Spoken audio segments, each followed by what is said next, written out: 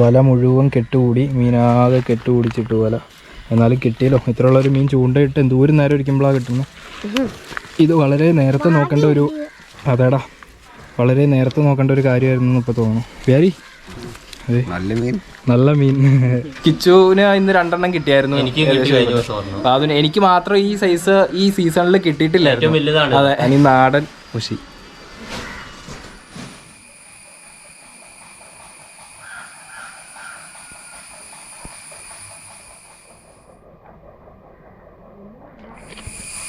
Hi friends, എല്ലാവർക്കും നമ്മുടെ green ഫാക്ടറിയുടെ മറ്റൊരു വീഡിയോയിലേക്ക് സ്വാഗതം.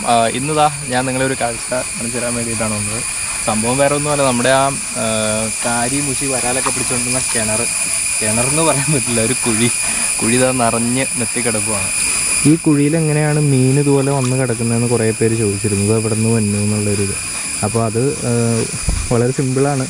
കൈത്തോടുകളുണ്ട് ഈ ഒരു പറമ്പിൽ കുറേ. അപ്പോൾ ഒരു കൈത്തോട് ഇങ്ങനെ വന്ന് നമ്മുടെ ഈ കുഴിയിലേക്ക് വരുന്നുണ്ട് ശരിക്കും. അപ്പോൾ വേനൽക്കാലത്ത് ഇത്രയും വെള്ളം ഒരിക്കലും കാണത്തില്ല, മഴക്കാലത്ത് എപ്പോഴും നിറഞ്ഞാണ് കിടക്കുക.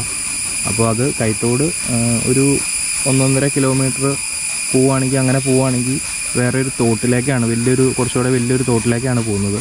അപ്പോൾ ആ ഒരു തോട്ടിൽ നിന്ന് ഈ ചെറിയ തോട്ടിലേക്ക് കയറിയിട്ട് അങ്ങനെ ട്രാവൽ ചെയ്തെത്തുന്ന മീനാണ് ശരിക്കും ഇതിനകത്ത് പെട്ടുപോകുന്നത്. ഇതിനകത്ത് വന്നാൽ പെട്ടുപോയത് തന്നെയാണ്. ഞങ്ങൾ കംപ്ലീറ്റ് പിടിക്കും.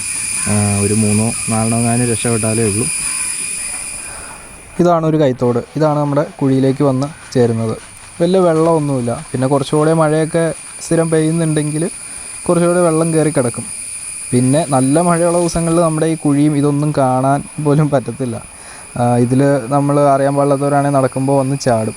അതുപോലത്തെ ഒരു അവസ്ഥയായിരിക്കും. അതുപോലെ വെള്ളം കയറും. എങ്ങനെ വന്നാലും ഇതിനകത്ത് എല്ലാ കൊല്ലവും മീൻ വരും. ഇതുവരെയും ഇതിനകത്ത് മീൻ ഞങ്ങൾക്ക് കിട്ടാതെ വന്നിട്ടില്ല. വലിയ മഴക്കാലത്തിന് ശേഷം ഇതിനകത്ത് മീനുകളുണ്ടാവും. പിന്നെ ഇതിനകത്ത് കാരി, നാടൻ മുഷി, നാടൻ വരാലൊക്കെയാണ് സ്ഥിരം കാണാറ്. പിന്നെ ഇടയ്ക്ക് ഞങ്ങളെപ്പോഴൊക്കെ ആരവൻ്റെ കുഞ്ഞുങ്ങളെയൊക്കെ ഇതിനകത്ത് കണ്ടിട്ടുണ്ട്.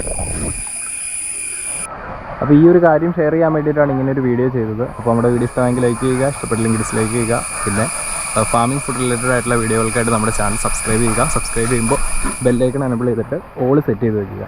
ശരിയാണ്.